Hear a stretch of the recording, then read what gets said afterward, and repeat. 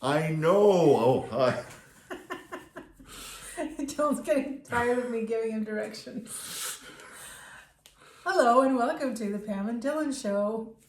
I'm Hi, Pam. folks. I'm Dylan. So we wanted to do another little video, and She did. Dylan was just like pestering me for days. He's like, "When are we gonna do another video?" Yeah, it was. I haven't slept because of it. I wanted to update you on the book thing. So last video we were walking in the beautiful snowy trails of Wilmore Park and surrounded by all of these glorious trees. Was it New Year's Day? I think it was New Year's Day. Yeah, it was. Yeah. And we were talking about New Year's resolutions and wanting to, you were saying you wanted to get off your phone more and sing. And read. And read books. Read books, yeah. And so we wanted to show you that we have been reading books. I haven't been that great at it, but I'm reading. What are you reading, honey? God Isn't in a Hurry by Warren Wiersbe. Learning to Slow Down and Live, which has been actually quite an appropriate one for me to read, because it's not like I'm always on the go, but I work a lot, and therefore my mind is always going, and I need to slow down and learn to live my life a bit more. And being a Christian, I really want to dive into more of God orchestrating parts of my life, and yeah, so it's been a good book. What are some of the points? Like, what's one thing you've taken away from it, would you say? Or is it too hard to? Nothing. No, I don't know. Please have an answer. The people are waiting. I don't know. Things like there's a chapter about quite a time, like learning to take time to, have a more of a devotional life towards like getting to know God, and with that, be able to kind of shape your life a little more and maybe more of a direction you've wanted it to go. And not that it's going to be paved out perfectly. There's always drawbacks all the time in life, and just learning to. My favorite chapter in the book so far has been chapter 5. Don't forget today, and it started off with, when times are difficult, people tend to turn for relief in one of 3 directions. Some turn back to the good old days and escape in nostalgias. Others project themselves into unknown future, either through the occult or fantasy world of space exploration, science fiction, and video games. So those can be video games, not that they're bad things, but they can be time wasters and not really allowing yourself to live to the fullest. And sometimes we can look back on the way things used to be, and we are taking comfort in things that are really irrelevant. They might be good memories, but a lot of times that can hold you back as well. Amen. So, today. And what decade would you say you think about the most? Oh, the 90s. Take me back. Yeah, a little bit of the 80s too, but the 90s was a real shaping part of my life. I still think you should have a 90s podcast reminiscing about I probably will. There's a few people that have them out there, but I'm trying to think of a way I can make it more interesting. But yeah, that's all I have to say. That's great. I'm distracted because the entire tree outside the window is just covered in birds. You know how when just a huge flock of birds descend? And I'm trying to figure out what kind they are. So anyway. Bohemian waxwings, I think. Yeah. So I am reading, this is called Beyond Personality, and it's by C.S. Lewis. It's very tiny, so I felt kind of bad about reading such a small book. And I haven't been That's cheating. Super good. And then I realized that this is actually part of C.S. Lewis's Mere Christianity, but this was published before he even put it together. But I love how it's kind of hard to tell by the title, but it's a lot about, that God is real. He is a person. He is not just a being or Yeah, and it talks a lot about the Trinity, like the different persons, three-person God, and he just has such an interesting way of using metaphors and can really help you to make sense of it in your mind. It's quite something. So I love C.S. Lewis, and so I've been enjoying that, but I can only read a little bit at a time because it's like so deep that you're just like, oh, I need to think about this. And so then I'm reading this kind of fun one, and I think I told you guys about this already in another video, but my live that I did. But this is like my fun reading, and I'm not so far in this one, so that's okay. Hopefully I'll get there. I don't know why she's talking about fun reading. I always have fun when I'm reading. Ooh. That's a half truth.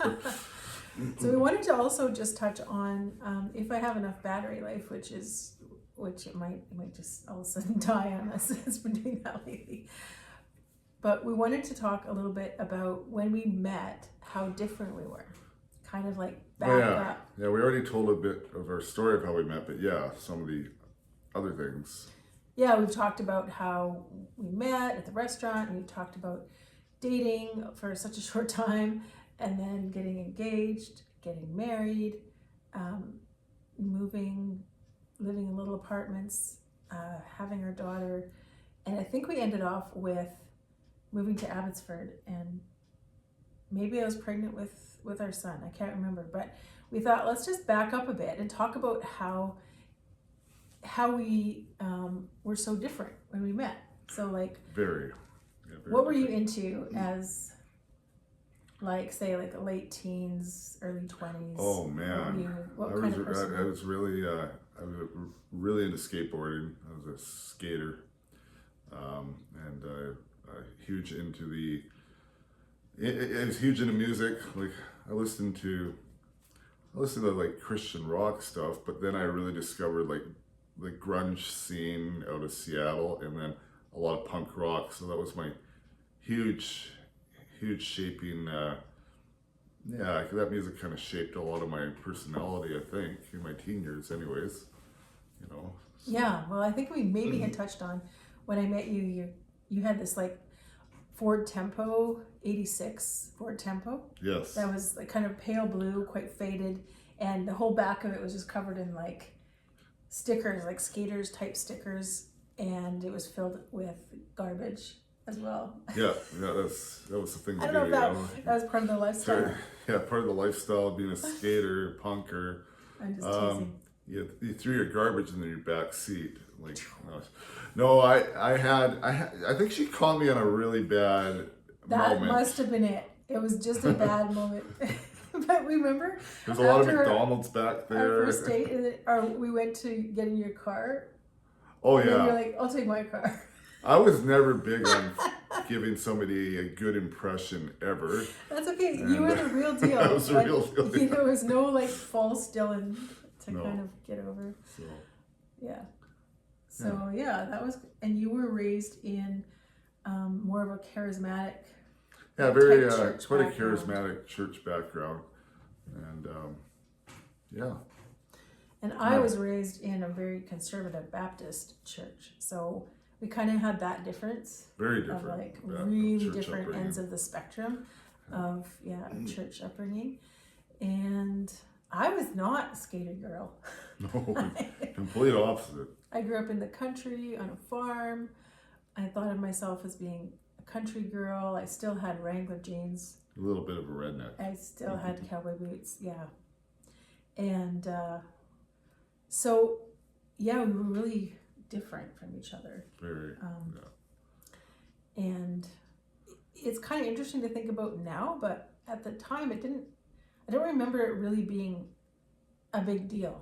Like it wasn't something we You grew up in Alberta, I grew up in the west coast of BC. Very different British kind Columbia. of cultural ecosystems. I also was in a small town area in BC as well. I kind of split my life. Yeah. Born in the Vancouver area, then my parents moved up into a northern BC town called Mackenzie, and then we moved back when I was almost 14, back down to the coastal area of BC, and lived there until I met her until I was about 22. Mm-hmm.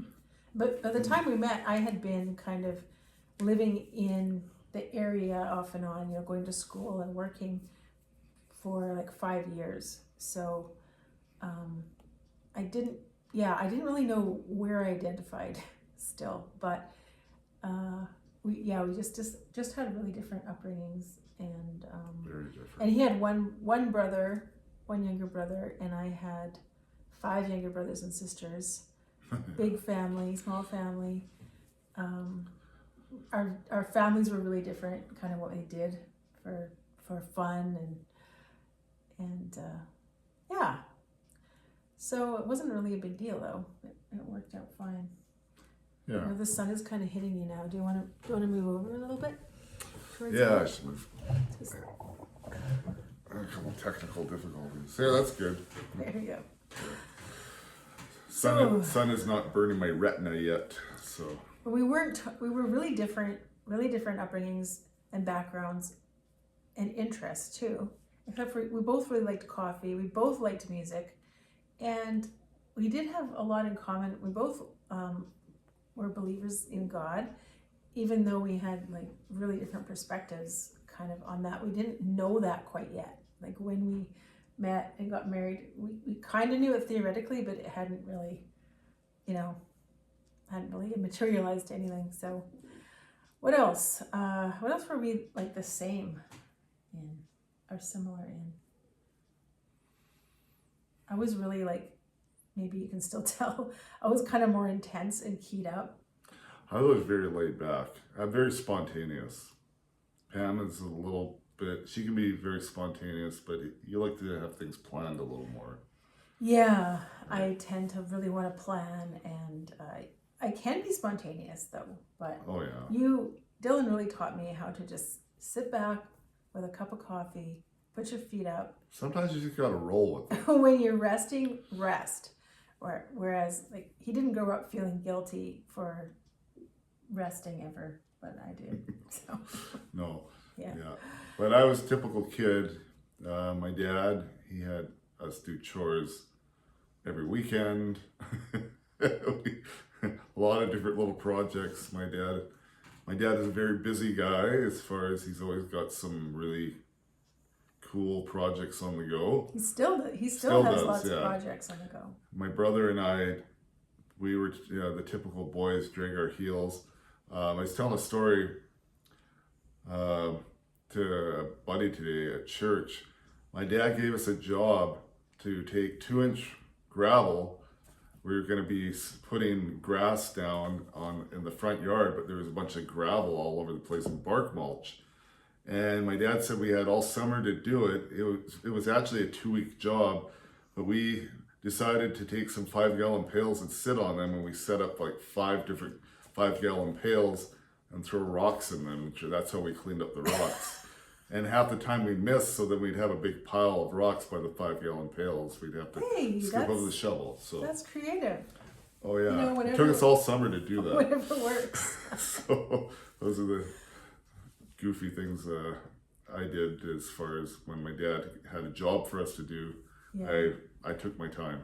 We both had a lot of chores, I think, to do, but yours were more like things like had a paper route, grew up in town, and mine were more like cleaning the chicken coop, milking cows, cleaning out the barn. I cleaned the sawmill every Saturday too. And yeah, but he started working really early. I was 14. So. Big money for a 14-year-old. But it all worked out, and it's kind of fun to have differences. And even now, how many years have we been married? This is a so test. It's 27 years. He's actually the one who's better with remembering things, quite a bit better. Yeah. But even so, what was my point? I don't even know if there's a point to this video. The point was that I still find out things about him now. Like he'll tell some story, and I'll be like, "What? I didn't know that." Yeah, I told you a story recently, but you didn't know. Yeah, like funny this happens quite a bit, and I think it's really neat when you know somebody for many years, and maybe you grew up together and you have that shared history, But it's also kind of cool when you have such a different history and you're always kind of trying to figure out where the other person's at and yeah, what their life was like. So that's about it for today. Any last words? God isn't in a hurry. So this video could be long. That's an excellent book. Whether you're a Christian or not, this is an excellent book. And it really does teach you to enjoy the little bit of time you have each day. And for me, it causes me to ponder life a lot more seriously. I have trouble being serious sometimes because I like to laugh a lot, and that's important. You can't be a happy, serious person without laughter in your life, in my opinion. So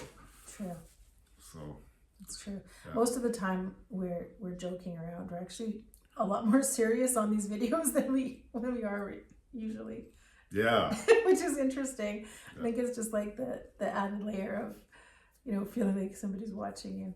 Yeah, and hopefully we have more videos to come. We've both been very tired lately. I don't know if that resonates with a lot of other people who are watching, but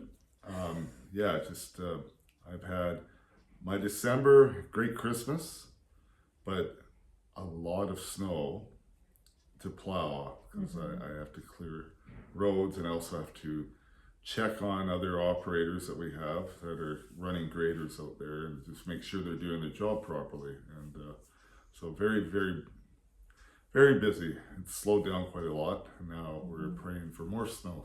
Keep us going. Yeah, right now it's just a sheet of ice outside. But thanks for hanging out with us and listening to a little bit more of our story. And maybe next time we'll pick up where we left off at the house in Abbotsford and what transpired. Oh yeah, we got lots of cool stories about that. That was quite the year.